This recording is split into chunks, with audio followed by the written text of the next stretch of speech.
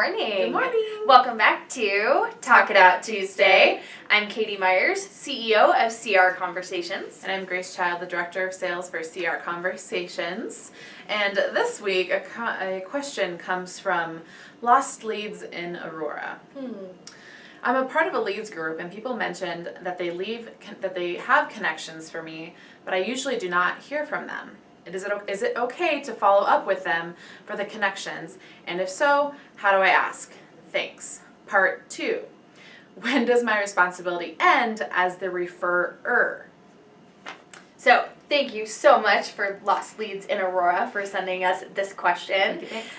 This is a really great topic because I think all of us have experienced that when we are getting quote-unquote referrals, especially when you're a part of a leads group. Yeah. So the first piece of advice that we can give you is that the answer is absolutely. You absolutely have a right to ask those people for the information by way of email introduction. You want to explain kind of how we ask for email introductions? Yep, so we go ahead and so if somebody says, yes, I have a lead for you, and you haven't heard back from them, maybe that your leads group is on a Monday and you haven't heard back in a week. Okay, and then all you have to do really is send that person an email, a very kind email, and said, I'm so excited to get that referral from you or that lead.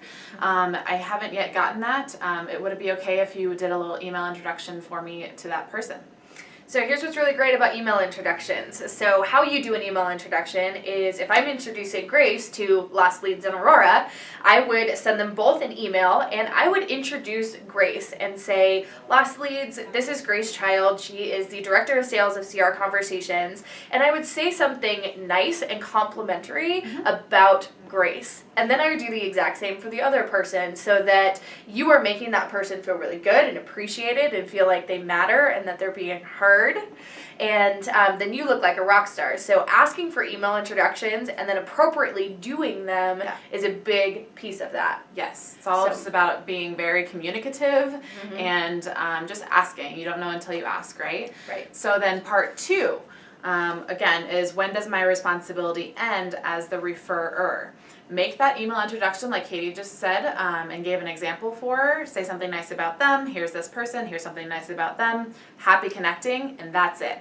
Do not feel like you need to be constantly saying, oh, have they gotten back to me? Because that person might come back to you and say, oh, that person never got back to me. That's when that person should implement a follow-up strategy. Oh, what is that? Snap!